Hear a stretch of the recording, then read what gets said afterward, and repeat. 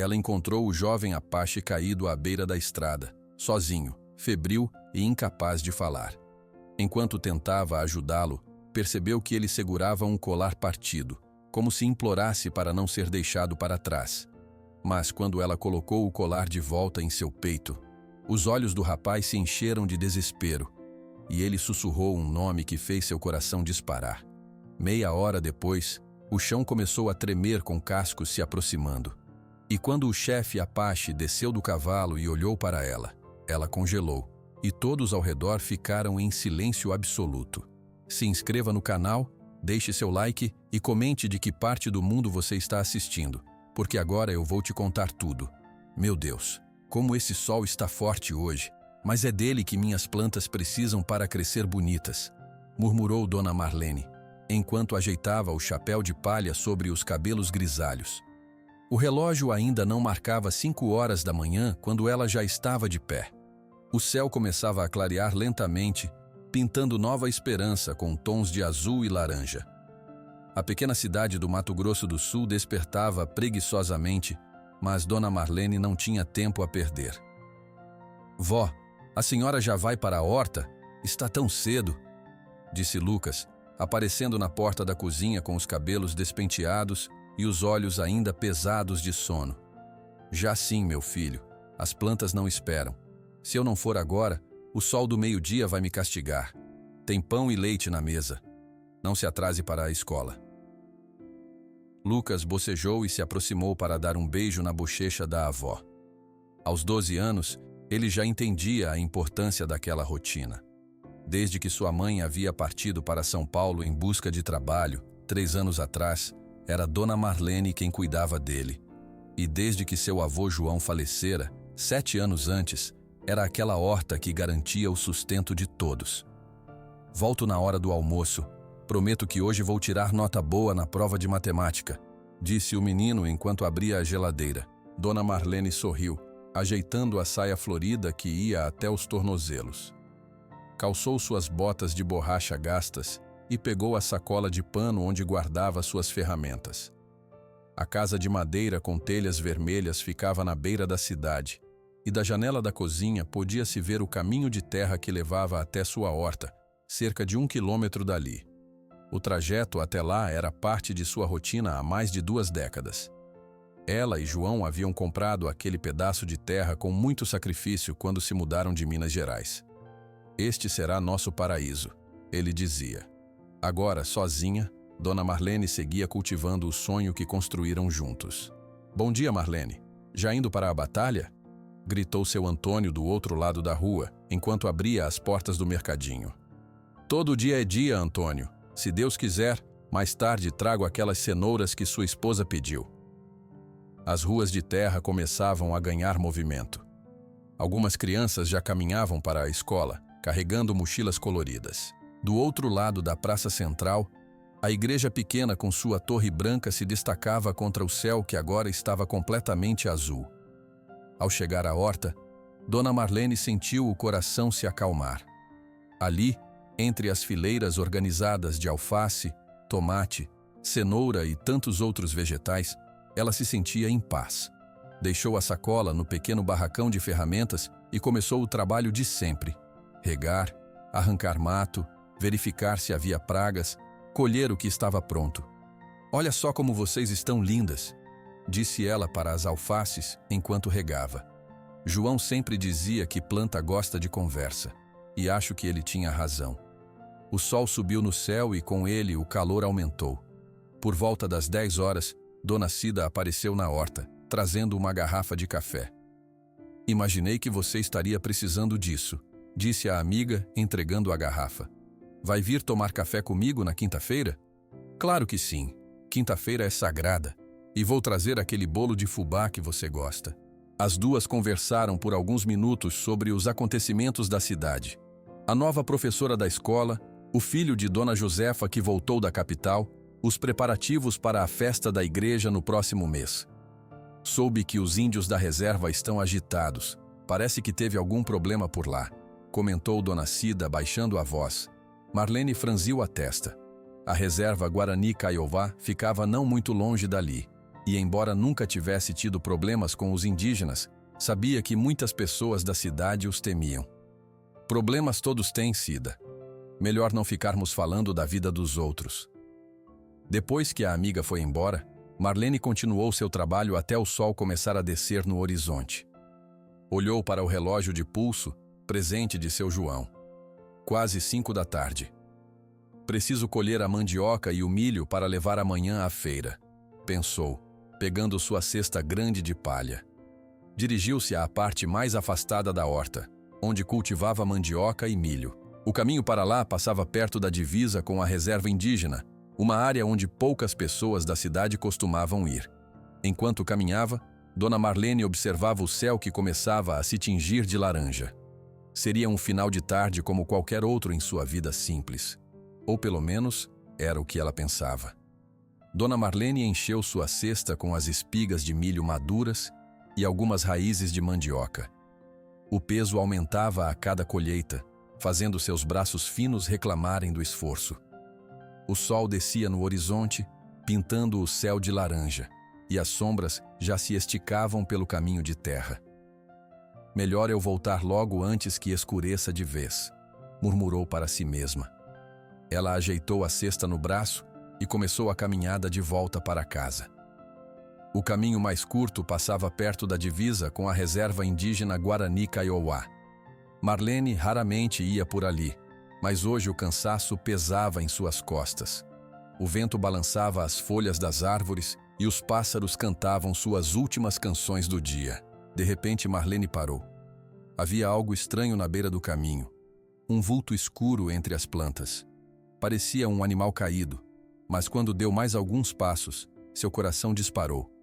Meu Deus do céu! Não era um animal, mas uma pessoa. Um jovem indígena estava deitado de lado, com a perna coberta de sangue. Dona Marlene largou a cesta no chão e se aproximou com cuidado. Menino, você está me ouvindo? O rapaz abriu os olhos por um instante. Sua pele morena estava pálida e coberta de suor. Na mão direita, ele segurava com força um colar quebrado feito de sementes vermelhas e pretas. Ele tentou dizer algo, mas só conseguiu emitir um gemido de dor. Marlene tocou sua testa. Nossa Senhora, você está queimando de febre. Ela olhou ao redor. Não havia ninguém por perto que pudesse ajudar. A reserva indígena ficava a pelo menos 2 quilômetros dali e sua casa estava mais próxima. Não posso deixar você aqui. Vou te levar para minha casa. Com dificuldade, ela conseguiu ajudar o jovem a se sentar. Ele parecia entender um pouco do que ela dizia, pois tentava colaborar apesar da dor. Isso, me ajude um pouquinho. Vamos juntos. Dona Marlene era pequena, mas uma vida de trabalho duro lhe dera força. Servindo de apoio para o rapaz, eles começaram a caminhar lentamente. A cesta com mandioca e milho ficou para trás, esquecida no caminho. O sol já tinha desaparecido quando eles finalmente chegaram à casa de telhas vermelhas. Lucas estava na varanda, preocupado com a demora da avó. Vó, o que aconteceu? Quem é esse? Depois eu explico, filho. Me ajude a levá-lo para dentro. Com a ajuda do neto, Dona Marlene conseguiu colocar o jovem em sua própria cama. A calça jeans dele estava rasgada, mostrando um corte fundo na perna. Lucas, traga água limpa e toalhas. Também pegue o kit de primeiros socorros na gaveta da cozinha. O menino correu para buscar o que a avó pedira, enquanto ela tentava falar com o rapaz. Qual é seu nome, filho? O jovem indígena abriu os olhos novamente. Ele murmurou algo em sua língua nativa, que Marlene não entendeu. Depois, com muito esforço, disse uma única palavra em português. Caraí. Marlene parou por um momento. Ela conhecia esse nome. Caraí? Você está falando do cacique? Lucas voltou com a água e as toalhas. Vó, quem é Caraí? É o cacique da reserva indígena, filho. Todo mundo na cidade conhece o nome dele. Com cuidado, ela limpou o ferimento na perna do rapaz. Era um corte profundo, como se tivesse sido feito por uma faca ou vidro. O jovem tremia de febre e Marlene fez Lucas buscar o remédio que guardava para emergências. Precisamos baixar essa febre e limpar esse corte. Parece grave. Enquanto cuidava do ferimento, Marlene notou que o rapaz não largava o colar quebrado. Quando ela tentou tirar as sementes de sua mão para deixá-lo mais confortável, ele segurou com ainda mais força. Tudo bem, pode ficar com isso. Depois de limpar e cobrir o ferimento, ela conseguiu fazer com que ele tomasse um pouco de água com o remédio para a febre. O jovem pareceu relaxar um pouco. Vó, e se ele morrer aqui? Vão dizer que nós fizemos alguma coisa? Sussurrou Lucas, assustado. Não diga uma coisa dessas, menino. Ninguém vai morrer na minha casa. De repente, o rapaz abriu os olhos completamente. Olhou diretamente para Marlene e disse com dificuldade: o colar, paz, aldeia lua. Depois fechou os olhos novamente. Marlene e Lucas se entreolharam, confusos. Um barulho de cascos de cavalo quebrou o silêncio da noite. Lucas correu para a janela. Vó, tem um monte de gente vindo para cá a cavalo. Marlene se juntou ao neto na janela. Na luz fraca do início da noite, ela viu uma nuvem de poeira se aproximando pela estrada de terra. 6 homens a cavalo vinham em alta velocidade. À frente do grupo, montado em um cavalo negro, estava um homem com um cocar de penas coloridas e o rosto pintado com linhas vermelhas. É ele, Lucas. É o cacique Caraí. O som dos cascos dos cavalos ficava mais alto a cada momento. Os vizinhos começaram a sair de suas casas, curiosos e assustados. Dona Marta, que morava na casa ao lado, gritou da janela: Marlene, o que está acontecendo? Por que os índios estão vindo para cá? Marlene sentiu as pernas tremerem, mas respirou fundo. Não havia tempo para explicar. Fique calma, Marta. Está tudo bem. Lucas se escondeu atrás da avó quando os cavalos pararam em frente à casa. O coração de Dona Marlene batia forte, mas ela endireitou as costas e caminhou até a porta. Antes mesmo que o cacique pudesse bater, ela a abriu. Caraí estava de pé na varanda. Sua presença era forte. O cocar de penas coloridas balançava com a brisa da noite. Seus olhos escuros fitaram Marlene com intensidade. Ele está aqui, não está? Perguntou o cacique, sua voz grave e autoritária. Marlene segurou a porta com força para esconder o tremor de suas mãos. Sim, ele está. Encontrei o ferido na estrada. Tem um corte feio na perna e febre alta. Estou cuidando dele. Para sua surpresa, o rosto severo do cacique suavizou. Posso vê-lo? Claro, entre, disse ela dando passagem. Caraí fez um gesto para seus homens esperarem lá fora e entrou na casa simples. 2 guerreiros mais jovens o seguiram. Lucas ainda se escondia atrás da avó, olhando com olhos arregalados para os visitantes. Ele está no meu quarto, por aqui. Marlene guiou Caraí pelo pequeno corredor até o quarto onde o jovem indígena descansava. Quando o cacique viu o rapaz deitado na cama, algo inesperado aconteceu. O poderoso líder parou na porta. Seus olhos se encheram de lágrimas. Em passos rápidos, ele se aproximou e se ajoelhou ao lado da cama, tocando a testa do jovem com carinho. Meu filho, sussurrou ele em uma língua que Marlene não entendia. Foi então que ela percebeu. O jovem ferido era filho do cacique. A surpresa fez com que ela levasse a mão à boca. Seu filho? Ele é seu filho?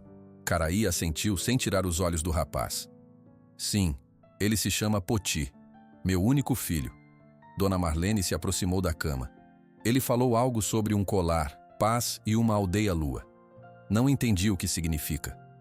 O cacique pegou com cuidado o colar quebrado que Poti ainda segurava firmemente, mesmo inconsciente. Este colar é um símbolo sagrado de paz. Poti se ofereceu para levá-lo à aldeia lua, um grupo com quem temos conflitos há muitas gerações. Era uma missão importante. Lucas, que observava da porta, criou coragem para falar. Por que alguém o machucaria por causa de um colar? Caraí olhou para o menino com olhos tristes. Porque existem pessoas que não querem a paz entre nossas aldeias. Se nos unirmos, seremos fortes demais contra aqueles que invadem nossas terras para cortar árvores ilegalmente. Naquele momento, um dos guerreiros que esperava na sala veio até a porta do quarto. Cacique, os moradores da cidade estão se reunindo lá fora. Muitos deles. Marlene foi até a janela e viu que vários vizinhos estavam parados na frente de sua casa. Alguns pareciam assustados, outros apenas curiosos. Seu Antônio, do mercadinho, estava lá com sua esposa. Dona Cida também estava presente junto com o professor Carlos da escola onde Lucas estudava. "Não se preocupem", disse Marlene. "Vou falar com eles." Ela saiu para a varanda e encarou seus vizinhos. "Pessoal, por favor, não tenham medo. Este jovem que encontrei ferido é filho do cacique Caraí. Ele foi atacado quando levava uma mensagem de paz." Os vizinhos se entreolharam, alguns ainda desconfiados. Mas então Dona Cida deu um passo à frente. "Marlene, podemos ajudar de alguma forma? Tenho ervas medicinais em casa que podem baixar a febre. E eu tenho bandagens limpas na farmácia", disse seu Roberto, o farmacêutico. Para surpresa de todos, o cacique Caraí apareceu na varanda ao lado de Marlene. "Agradeço a ajuda de vocês. Meu filho carrega uma mensagem importante de paz. O que fizeram com ele não foi apenas um ataque ao meu povo, mas a todos que desejam viver em harmonia." Nas horas seguintes, a casa simples de Dona Marlene se tornou um lugar de encontro entre dois mundos que raramente se misturavam. O curandeiro da aldeia chegou para ajudar nos cuidados com Poti, trabalhando lado a lado com Dona Cida e suas ervas. Vizinhos traziam comida, água fresca e cobertores limpos. Quando a noite já estava alta, Caraí explicou a Marlene toda a história enquanto observavam Poti dormir mais tranquilo, com a febre finalmente cedendo. "Os homens que atacaram meu filho trabalham para pessoas poderosas que lucram com nossa desunião. Eles não querem que as aldeias façam as pazes." "Mas por quê?" perguntou Marlene. "Porque juntos podemos proteger a floresta. Separados, somos fracos." A madrugada chegou e a casa de Dona Marlene estava iluminada. Ninguém dormia. O curandeiro Tupã, um senhor de cabelos brancos e rosto enrugado, preparava um chá com ervas trazidas da aldeia. O cheiro forte se espalhava pela casa toda. "Este chá vai baixar a febre e limpar o sangue", explicou Tupã em português devagar. "Nossos ancestrais usam essas plantas há muitas gerações." Dona Cida observava com interesse, segurando seu próprio saquinho de ervas. "Posso ajudar? Minha avó me ensinou a fazer cataplasmas para ferimentos. Talvez possamos juntar nossos conhecimentos." O velho curandeiro sorriu e assentiu. Logo, os dois estavam trabalhando juntos na cozinha, misturando ervas, preparando compressas e conversando sobre plantas medicinais como velhos amigos.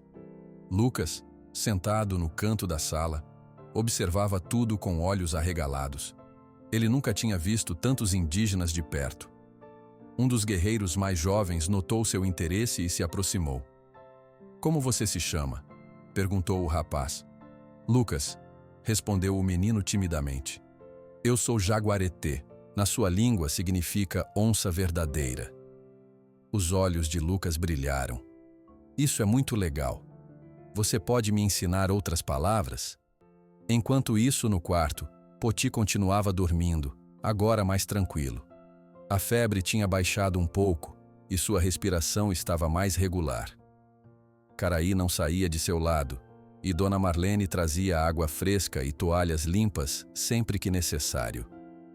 "A senhora salvou a vida do meu filho", disse Caraí com voz grave. "Meu povo nunca esquecerá isso."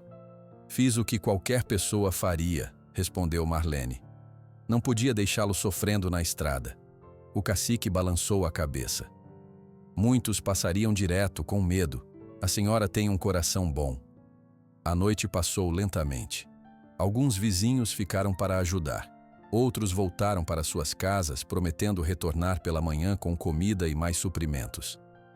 Caraí deixou 2 guerreiros para proteger seu filho e voltou à aldeia para informar seu povo e buscar mais ervas medicinais. Quando o sol nasceu, Lucas finalmente adormeceu no sofá, depois de aprender várias palavras em Guarani com um jaguareté. Dona Cida tinha ido para casa descansar um pouco, prometendo voltar logo. Poti abriu os olhos completamente pela primeira vez naquela manhã. Olhou ao redor, confuso por um momento, até que seu olhar encontrou o de Dona Marlene, que trocava o pano úmido em sua testa. Onde estou?" Perguntou ele em português claro, embora fraco. Na minha casa, filho. Te encontrei ferido na estrada ontem. Seu pai esteve aqui. Ele voltou para a aldeia, mas deixou homens para protegê-lo. Poti tentou se sentar, mas gemeu de dor. Cuidado, menino. Esse corte na sua perna é profundo. O colar. Eu ainda tenho o colar? Perguntou ele agitado. Sim, está aqui, disse Marlene, mostrando o colar de sementes vermelhas e pretas que tinha colocado na mesinha ao lado da cama. Seu pai explicou que é um símbolo de paz. Poti relaxou ao ver o objeto. Nesse momento, Lucas entrou no quarto esfregando os olhos de sono.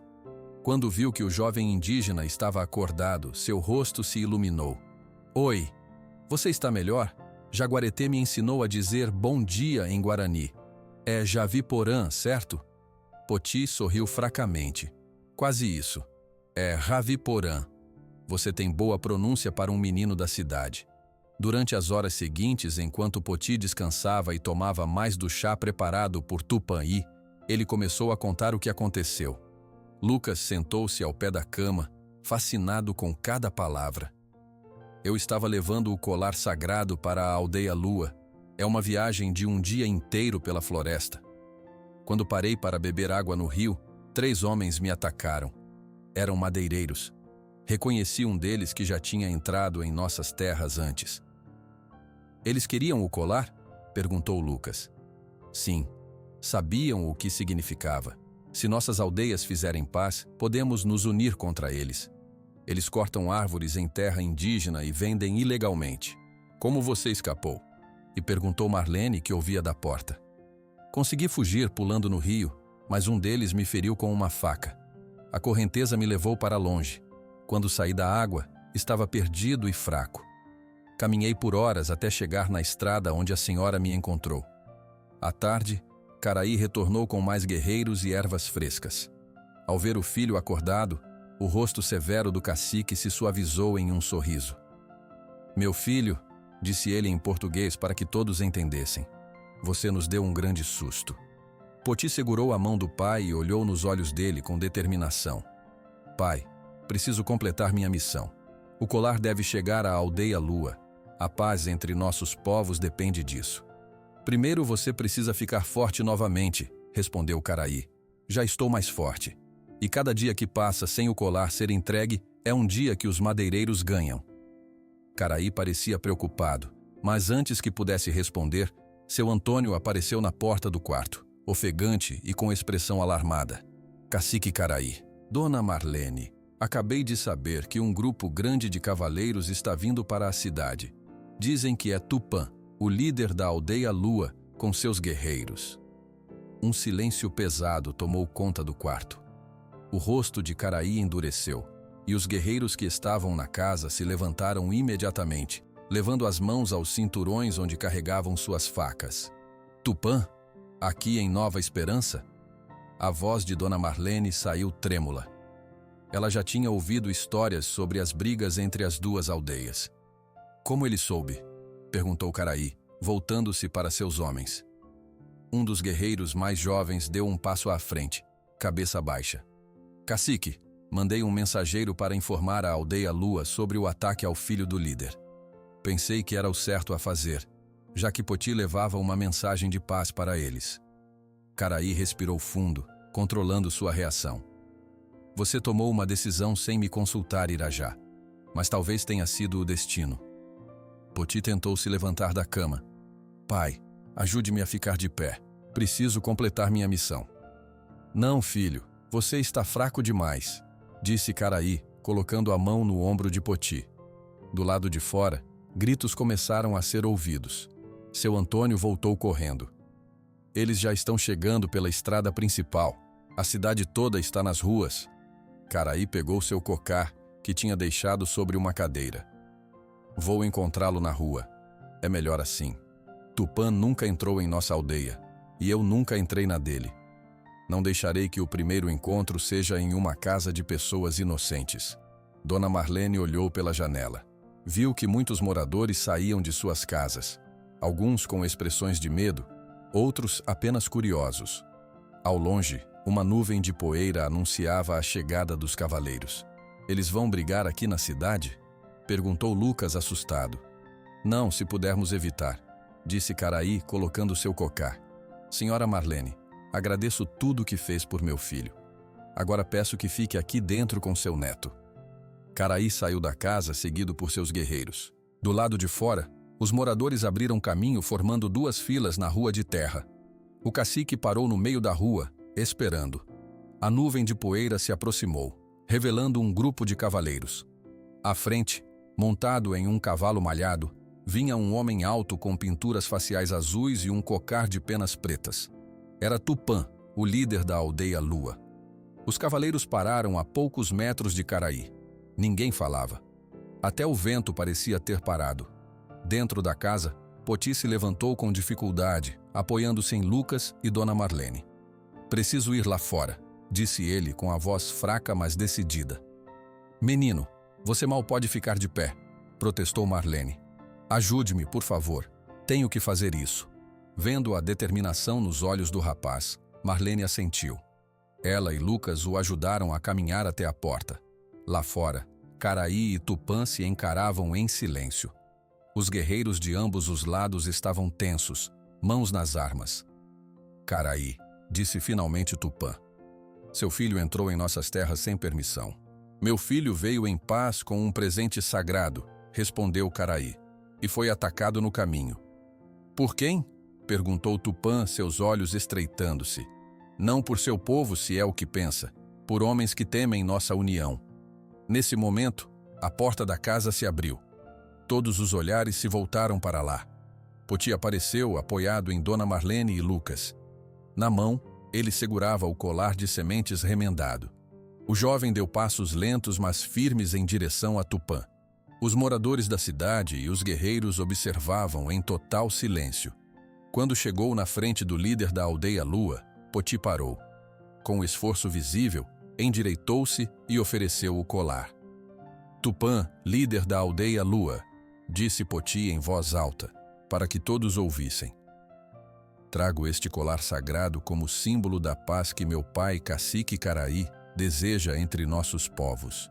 Fomos inimigos por muitas gerações, mas os verdadeiros inimigos são aqueles que destroem nossas florestas e dividem nossos povos para nos enfraquecer. Tupã olhou para o colar, depois para o jovem ferido à sua frente. Lentamente, ele desceu do cavalo. Era ainda mais alto no chão, imponente com suas pinturas azuis. Jovem Poti, você arriscou sua vida para trazer esta mensagem, disse ele pegando o colar. Sua coragem honra seu pai e seu povo. Tupã olhou então para Caraí. Talvez seja a hora de conversarmos, velho rival. Caraí assentiu, um leve sorriso aparecendo em seu rosto geralmente sério. Meu filho completou sua missão, mesmo ferido. Acho que isso prova a sinceridade de nossas intenções. Poti sorriu, mas suas pernas fraquejaram. Lucas e Dona Marlene rapidamente o seguraram, impedindo sua queda. Levem-no de volta para dentro, ordenou Caraí preocupado. Tupã e eu precisamos conversar. Enquanto Poti era levado de volta para a casa, os dois caciques se aproximaram um do outro. Após um momento de hesitação, Caraí estendeu a mão. Tupã a segurou firmemente. Os moradores de Nova Esperança, que observavam tudo em silêncio, começaram a aplaudir. O professor Carlos se aproximou dos dois líderes. Caciques, se quiserem um lugar para conversar, a escola está vazia agora. É um terreno neutro. A casa da senhora Marlene seria mais adequada, disse Caraí. Foi ela quem salvou meu filho e tornou este momento possível. Tupã concordou com um aceno. Lado a lado, os dois líderes antes rivais caminharam em direção à pequena casa de telhas vermelhas, onde uma senhora de 58 anos e seu neto de 12 tinham, sem saber, criado a oportunidade para uma paz que muitos achavam impossível. A sala pequena de Dona Marlene nunca tinha recebido visitas tão importantes. Caraí e Tupã sentaram-se frente a frente nas cadeiras simples, enquanto seus guerreiros esperavam do lado de fora. Poti estava deitado novamente na cama, mas insistiu em participar da conversa, mesmo que da porta do quarto. Meu filho me contou que foi atacado no caminho para sua aldeia, começou Caraí olhando para Tupã. Não foram seus homens, disso tenho certeza agora. Tupã passou os dedos pelo colar de sementes que agora carregava no pescoço. E eu acreditava que seus homens estavam capturando nossos jovens, respondeu ele. 5 rapazes desapareceram de nossa aldeia nos últimos 2 meses. Caraí arregalou os olhos. 5? Nós perdemos 3 jovens da nossa aldeia. Pensávamos que sua gente os tinha levado. Dona Marlene, que servia um café forte para os 2 líderes, parou no meio do caminho. Vocês estão dizendo que jovens das 2 aldeias estão sumindo? E cada lado achava que era culpa do outro? Os 2 caciques assentiram com expressões graves. Poti, apoiado no batente da porta, falou com voz fraca. Os homens que me atacaram, eu os ouvi conversando enquanto me escondiam. Falavam sobre cortar árvores na área entre nossas aldeias, no local das árvores antigas. O bosque sagrado? Perguntou Tupã levantando-se. Aquele lugar é sagrado para nós há séculos. Para nós também, disse Caraí. Nossos ancestrais estão enterrados naquela terra. Lucas, que ouvia tudo sentado no chão, perguntou. Mas quem faria isso? Quem atacaria Poti por causa de um colar? Gente que não quer que façamos as pazes, respondeu Caraí. Se nossas aldeias se unirem, seremos fortes demais contra os invasores de nossas terras. Neste momento, batidas fortes soaram na porta. Seu Antônio entrou, acompanhado por um homem alto de bigode grisalho, usando uma camisa social azul. Dona Marlene, trouxe o delegado José.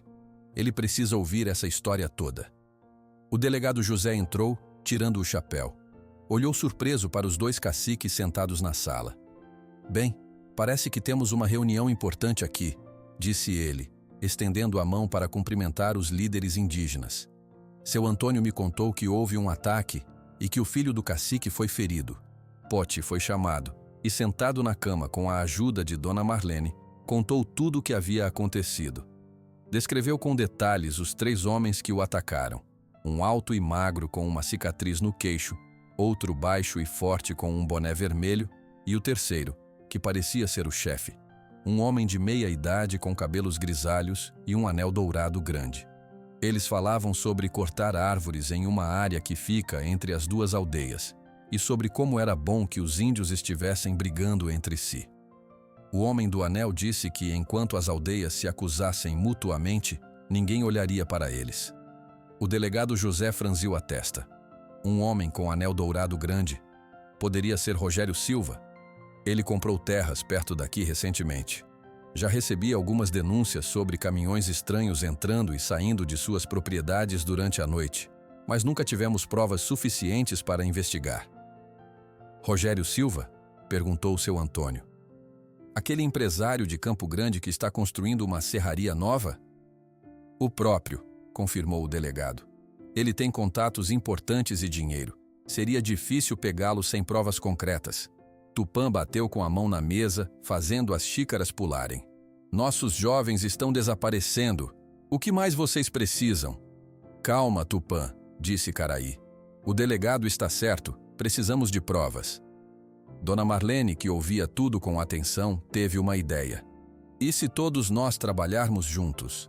A cidade, as 2 aldeias e a polícia? Todos olharam para ela surpresos. Pense bem, continuou ela. Se esses madeireiros estão fazendo algo ilegal, eles não esperam que estejamos unidos.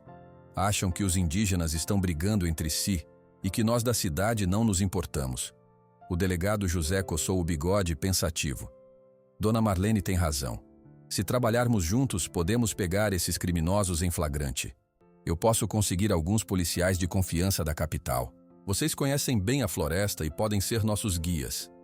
E nós, da cidade, podemos ajudar com suprimentos, comunicação e abrigo, completou seu Antônio. Os 2 caciques se entreolharam. Depois de um momento de silêncio, Caraí estendeu a mão novamente para Tupã. Nossos ancestrais devem estar satisfeitos ao nos ver unidos contra o verdadeiro inimigo. Tupã apertou a mão de Caraí com firmeza. Pela primeira vez em gerações, as aldeias Guarani e Lua lutarão lado a lado. E nova esperança estará com vocês. afirmou Dona Marlene, colocando sua mão pequena e enrugada sobre as mãos dos dois caciques. O delegado José se levantou. Vou ligar agora mesmo para meus contatos em Campo Grande. Precisamos agir rápido antes que destruam mais da floresta ou que percebam que estamos nos organizando. E talvez, disse Poti com um brilho de esperança nos olhos, talvez ainda possamos encontrar os jovens desaparecidos. Nos 3 dias seguintes, a casa de Dona Marlene se transformou no centro de operações. A mesa da cozinha ficou coberta por mapas da região trazidos pelo delegado José. Guerreiros das 2 aldeias marcavam os pontos onde viram movimentação suspeita na floresta. Poti, já conseguindo andar com a ajuda de uma bengala improvisada, participava ativamente das discussões. Aqui, nesta área, disse ele, apontando para um ponto no mapa. Foi onde me atacaram, e eles falavam sobre um acampamento maior perto do Rio Grande. O delegado José fez uma anotação em seu caderno. Segundo nossos informantes, os caminhões de madeira ilegal saem pela Estrada Velha, aquela que não é mais usada desde que construíram a Ponte Nova. Caraí e Tupã estudavam o mapa com atenção. Os 2 caciques, que por décadas foram inimigos, agora trabalhavam juntos como velhos amigos.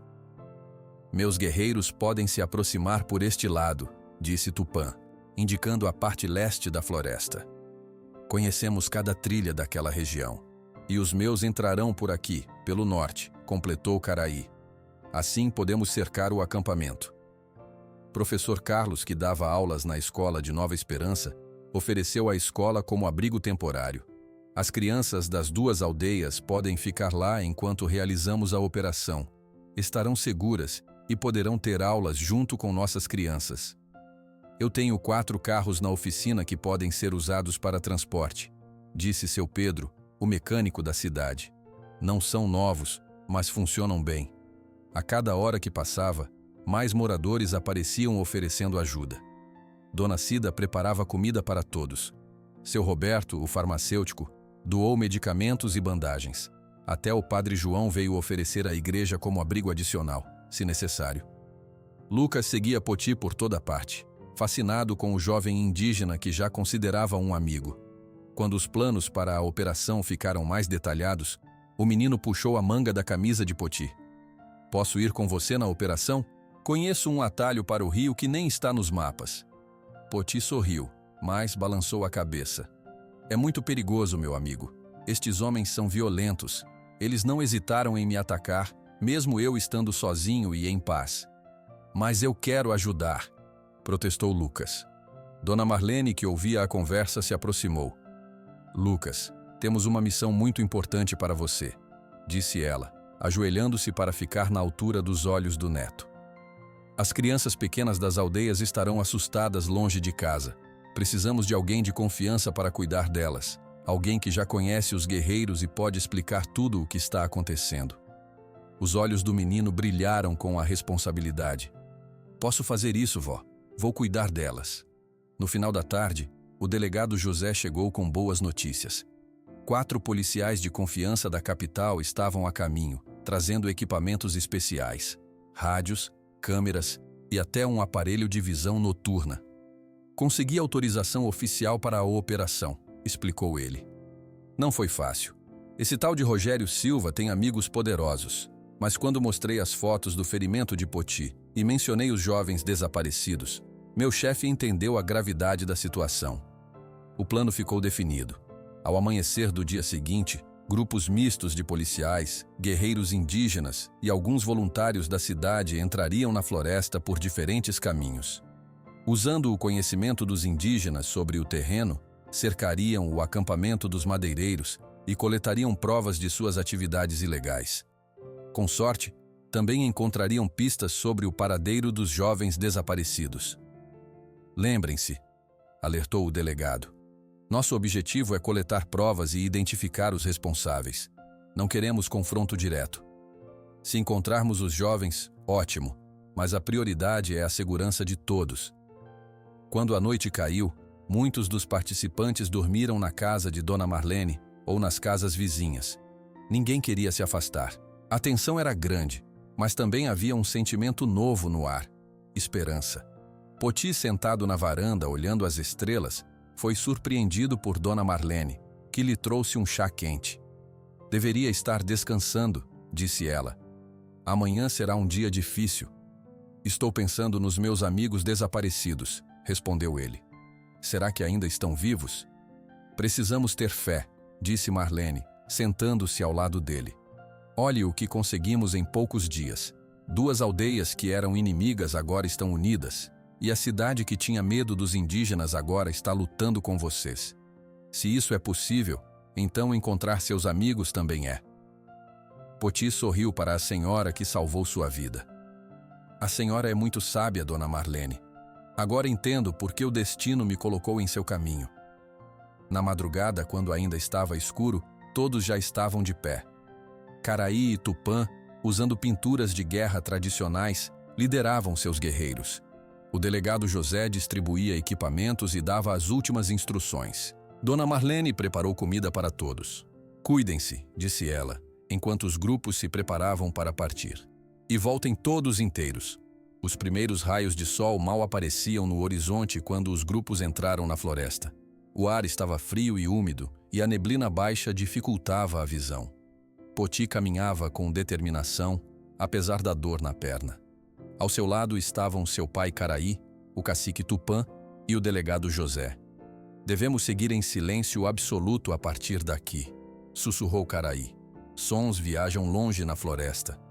Os guerreiros indígenas se moviam como sombras entre as árvores, ensinando os policiais e os poucos moradores de Nova Esperança que os acompanhavam a pisar sem fazer barulho.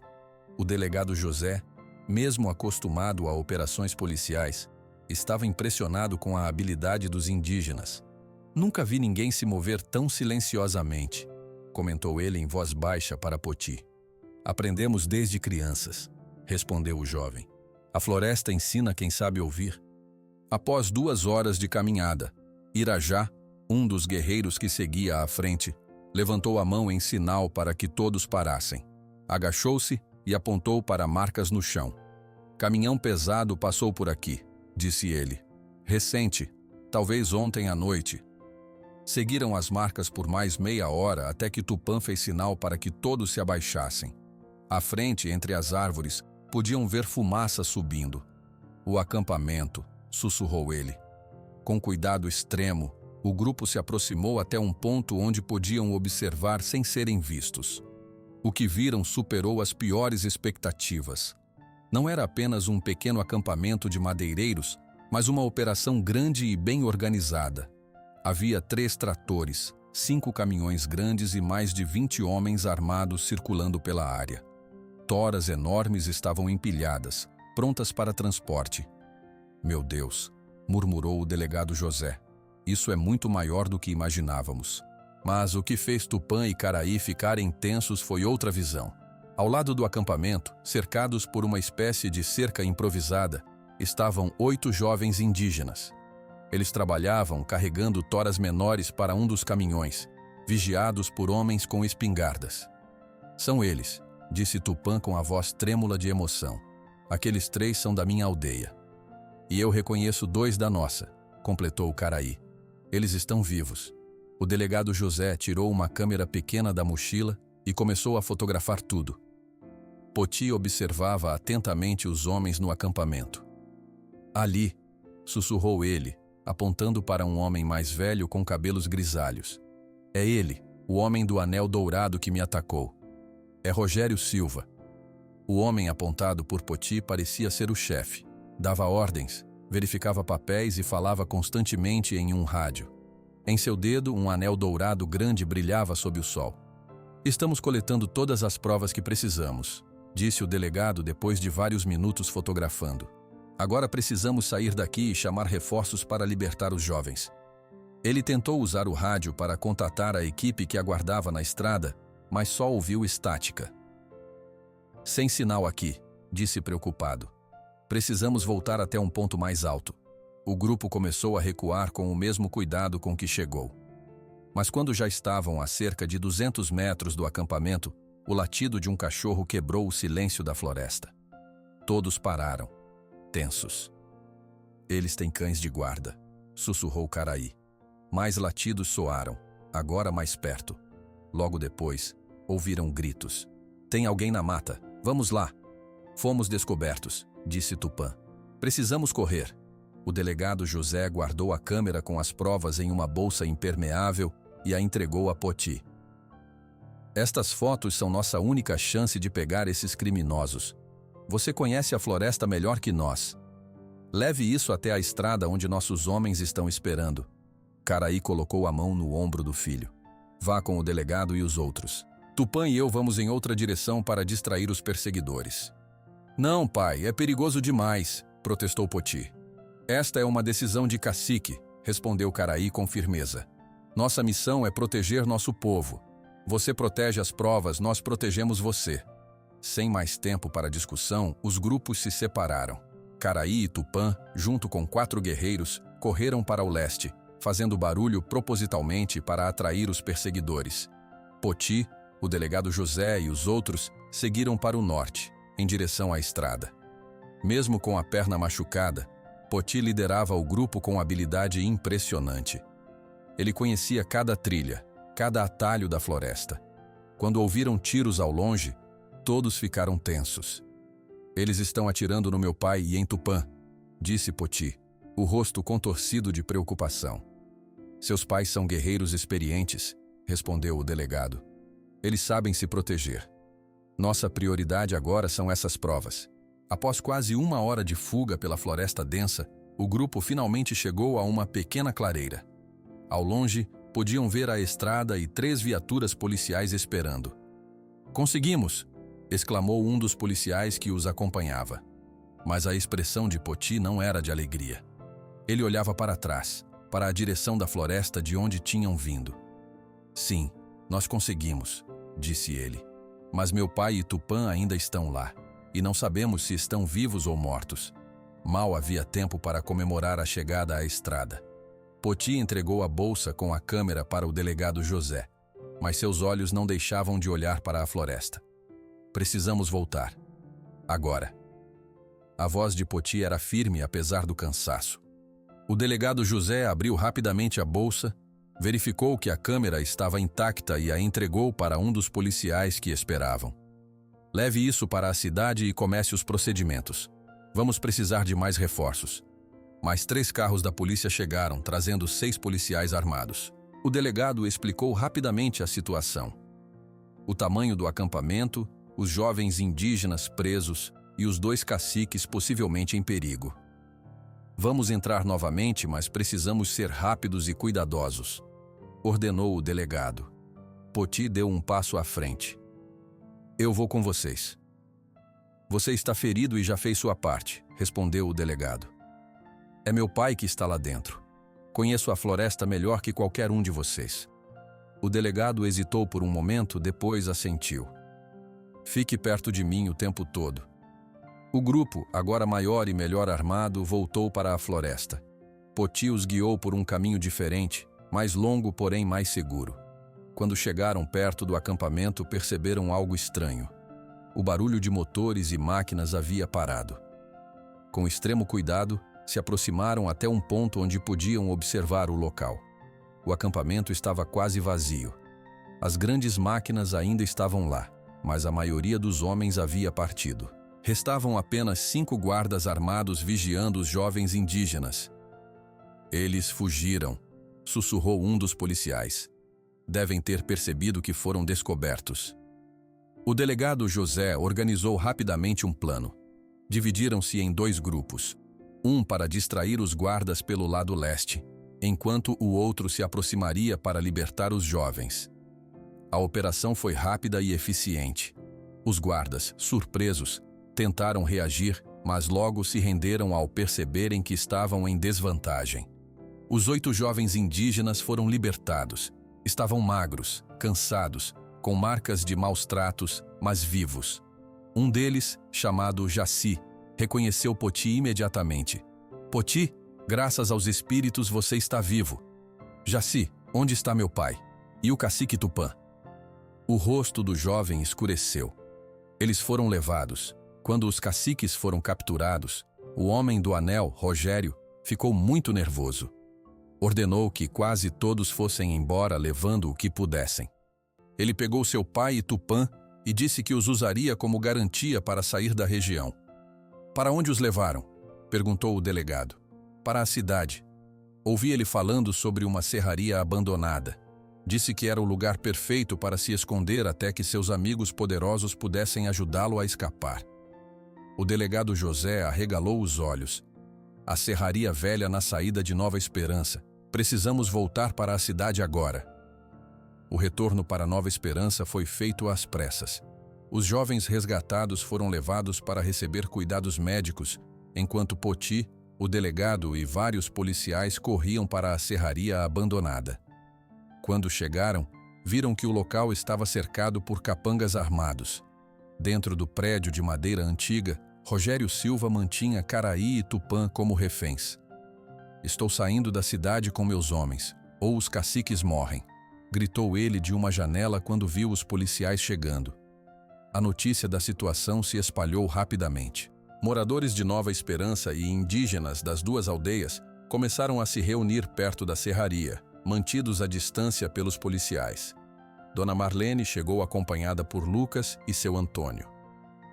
"Delegado?", chamou ela, aproximando-se. "Eu trabalhei nessa serraria quando era jovem. Existe uma entrada pelos fundos que poucos conhecem. Era usada para a manutenção das máquinas." O delegado a olhou com surpresa. "A senhora tem certeza?" "Absoluta. Meu João era mecânico lá. Tem uma porta pequena atrás daquelas pilhas de madeira velha. Leva direto para a sala das caldeiras, que fica bem ao lado de onde eles devem estar." O delegado José organizou rapidamente um novo plano. Enquanto ele mantinha Rogério distraído em uma falsa negociação pela janela da frente, um grupo pequeno entraria pelos fundos. "Preciso de uma distração na lateral também", disse o delegado. "Algo que faça os guardas olharem para o outro lado quando nossos homens se aproximarem da entrada secreta." Foi Lucas quem teve uma ideia. "Podemos usar fogos de artifício. Tem um monte guardado para a festa da igreja no mês que vem. O barulho e as luzes vão atrair a atenção de todo mundo." O plano foi colocado em ação. Lucas, junto com outros jovens da cidade e alguns indígenas, posicionou-se do lado oposto da serraria. Quando o delegado deu o sinal, eles acenderam os fogos. O céu se encheu de luzes coloridas e estrondos. Como esperado, os guardas olharam para cima, distraídos. Nesse momento, os policiais e alguns guerreiros indígenas, guiados por Dona Marlene, conseguiram chegar até a entrada secreta sem serem vistos. Dentro da serraria, a operação foi rápida. Rogério Silva e seus capangas, cercados e surpresos pelo ataque vindo de dentro do prédio, não tiveram tempo de reagir. Caraí e Tupã foram encontrados amarrados, mas sem ferimentos graves. "Isso não vai ficar assim", gritou Rogério enquanto era algemado. "Tenho amigos poderosos." "Seus amigos poderosos vão ter muita dificuldade para explicar isso", respondeu o delegado José, mostrando as fotos do acampamento ilegal e dos jovens indígenas sendo mantidos como trabalhadores forçados. Quando Caraí e Tupã saíram da serraria, um grande aplauso veio da multidão reunida. Poti correu para abraçar o pai, lágrimas nos olhos de ambos. "Você conseguiu, meu filho", disse Caraí com orgulho. "Completou sua missão até o fim." "Não, pai", respondeu Poti. "Nós conseguimos, todos nós juntos." A noite caiu em Nova Esperança, mas ninguém pensava em dormir. A praça central estava cheia de pessoas comemorando a captura de Rogério Silva e o resgate dos jovens indígenas. As duas aldeias e os moradores da cidade se misturavam, compartilhando comida, histórias e, pela primeira vez em décadas, verdadeira amizade. "Nunca pensei que viveria para ver este dia", comentou seu Antônio, olhando para Caraí e Tupã, que conversavam amigavelmente perto da igreja. 6 meses se passaram desde aquela noite histórica. O sol de outubro brilhava forte sobre a pequena cidade, que agora parecia um lugar completamente diferente. Na sala do juiz em Campo Grande, uma sentença foi lida em voz alta. Rogério Silva, por crimes de desmatamento ilegal, trabalho escravo e tentativa de homicídio, está condenado a 20 anos de prisão. Caraí e Tupã estavam presentes, lado a lado. Também estavam lá Dona Marlene, Lucas, o delegado José e todos que ajudaram a capturar o criminoso. Quando saíram do tribunal, a notícia já esperava por eles. As terras que foram ilegalmente exploradas foram oficialmente reconhecidas como parte do território indígena. É mais do que justiça, disse Caraí para os repórteres que os aguardavam. É o começo de uma nova história. Em Nova Esperança, a casa de telhas vermelhas de Dona Marlene havia se transformado. A varanda foi ampliada e uma mesa grande de madeira ficava sempre pronta para receber visitantes. 3 vezes por semana, indígenas das 2 aldeias vinham trocar produtos, conversar e planejar projetos conjuntos. "Gente, o almoço está pronto", anunciou Dona Marlene saindo da cozinha com uma panela grande. "Fiz aquela sopa de mandioca que vocês gostam." Sentado à mesa, Poti conversava com Lucas em uma mistura de português e guarani. "Como se diz obrigado mesmo?", perguntou Lucas, que agora com 13 anos já falava várias palavras na língua indígena. "Aguijete", respondeu Poti com um sorriso. "E você está ficando bom nisso." Dona Marlene serviu a sopa e sentou-se com eles. Nos últimos meses, ela tinha aprendido muito sobre a cultura guarani e ensinado técnicas de agricultura que seu marido João usava. "Aquelas sementes de tomate que você me deu estão crescendo muito bem na sua horta, Poti", comentou ela. "Nunca pensei que pudéssemos plantar sem usar produtos químicos e ter uma colheita tão boa. E as ervas medicinais que vocês nos ensinaram a usar têm ajudado muita gente", acrescentou seu Roberto, o farmacêutico, que tinha aberto uma seção de farmácia natural em sua loja com plantas indicadas pelos curandeiros indígenas. Na escola, as coisas também tinham mudado. O professor Carlos agora tinha a ajuda de professores indígenas que vinham 2 vezes por semana ensinar sobre a cultura, história e tradições guarani e lua. As crianças das aldeias estudavam junto com as da cidade. "Vó, já decidi o que quero fazer quando crescer", disse Lucas enquanto comia. "Quero ser advogado para defender os direitos dos indígenas e da natureza." Dona Marlene sorriu emocionada. "Seu avô estaria tão orgulhoso de você, meu filho." Caraí e Tupã entraram na casa trazendo novidades. Tinham acabado de voltar de Brasília, onde participaram de uma reunião importante com autoridades do governo. "Conseguimos", anunciou Caraí. "O projeto da escola bilíngue foi aprovado. Vamos ter recursos para construir uma escola na divisa entre nossas aldeias, onde nossas crianças poderão estudar sem perder suas raízes." "E isso não é tudo", completou Tupã. "Nova Esperança foi escolhida como exemplo nacional de convivência pacífica entre indígenas e não indígenas. Vão fazer um documentário sobre nossa história." A notícia foi recebida com alegria por todos. Nos últimos meses, jornalistas, pesquisadores e até turistas tinham começado a visitar a pequena cidade, curiosos para conhecer o lugar onde 2 aldeias indígenas rivais e uma comunidade de pequenos agricultores tinham superado décadas de desconfiança para lutar juntos por justiça. Ao entardecer, todos se dirigiram para a Praça Central. Era dia de festa, a primeira celebração oficial da nova amizade entre os povos. Bandeiras coloridas enfeitavam as ruas. Barracas vendiam comidas tradicionais indígenas e da culinária local. Um palco tinha sido montado onde grupos de dança das 2 aldeias se apresentariam, seguidos por músicos da cidade. "Olha só para isso", disse Dona Marlene para Dona Cida, observando a praça cheia de pessoas. "Quem diria que encontrar um rapaz ferido na estrada mudaria tanto nossas vidas?" "Foi mais que isso", respondeu Cida. "Foi você ter coragem de ajudá-lo mesmo com medo. Às vezes é só isso que precisamos, uma pessoa disposta a fazer o certo, mesmo quando é difícil." No centro da praça, Caraí, Tupã e o prefeito da cidade cortaram juntos uma fita verde, inaugurando oficialmente a Praça da União, como tinha sido renomeada. Lucas tocou um tambor tradicional indígena, que tinha aprendido com Jaguareté, enquanto Poti, totalmente recuperado de seu ferimento, liderava um grupo de dançarinos. A noite avançou com música, dança e celebração. Quando as estrelas já brilhavam no céu, Dona Marlene sentou-se em um banco, cansada mas feliz. Poti e Lucas se juntaram a ela. "Obrigado por tudo, Dona Marlene", disse Poti, segurando as mãos calejadas da senhora que tinha salvado sua vida. Eu que agradeço, meu filho, respondeu ela. Vocês trouxeram vida nova para nossa cidade. Uma criança pequena indígena veio correndo e entregou a Dona Marlene uma coroa de flores coloridas. Quando ela colocou na cabeça, todos aplaudiram. Olhando para a festa, para as pessoas felizes e unidas, Dona Marlene sentiu que Nova Esperança finalmente fazia jus ao seu nome. O que começou como um simples ato de bondade tinha crescido e se transformado em algo muito maior. Uma comunidade onde diferentes povos aprendiam que juntos eram mais fortes e mais ricos do que jamais seriam separados.